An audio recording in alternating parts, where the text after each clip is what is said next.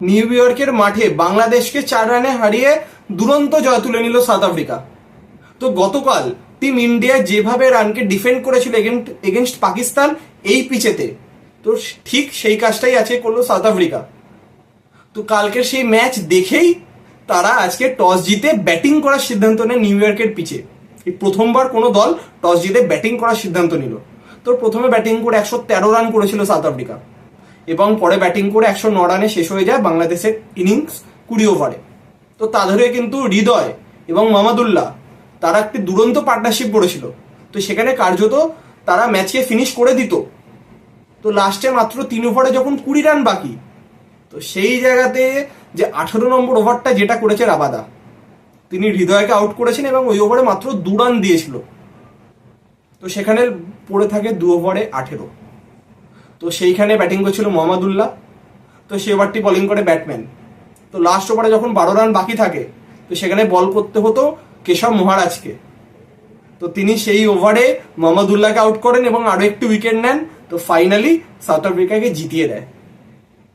তো বাংলাদেশ তো খুবই হতাশ হবে, কারণ একটা ম্যাচকে তারা ভালোভাবে কন্ট্রোল করে লাস্ট অব্দি নিয়ে এসেছিল, কিন্তু যে ভুল কালকে পাকিস্তান করেছে, আজকে সেম ভুল বাংলাদেশও করলো।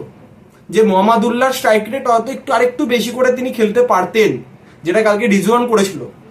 যে চাপ, যে প্রেশারটা নিজেদের ওপর আনা, যে তিনি আউট মানে ম্যাচ শেষ। কালকে যখন রিজওয়ান আউট হলো তখন পাকিস্তানের শেষ। আজকে যখন মোহাম্মদুল্লাহ আউট হলো, তো তখন তো পুরো ম্যাচ শেষই হয়ে গেছিল লাস্ট ওভারে। কিন্তু হৃদয় একটি দুর্দান্ত ইনিংস খেলেছিলেন। তো বাংলাদেশের হয়ে হৃদয় 37 রান করেছিলেন এবং মোহাম্মদুল্লাহ 20 রান করেছিল 27 বলে। তো অবশ্যই তাদের পয়েন্ট অফ ভিউ থেকে তো তারা প্রথমবারের জন্য চেয়েছিল সাউথ আফ্রিকাকে টি20তে হারাতে, কিন্তু তারা পারলো না। এবং সাউথ আফ্রিকার বোলিং দুর্দান্ত বোলিং করেছে তারা। রাবাদা 4 ওভারে 19 রান দিয়ে 2টি উইকেট নিয়েছে, কেশব মহারাজ 4 ওভারে 27 রান দিয়ে 3টি উইকেট নিয়েছে এবং নকিয়া 4 ওভারে 17 রান দিয়ে 2টি উইকেট নিয়েছে।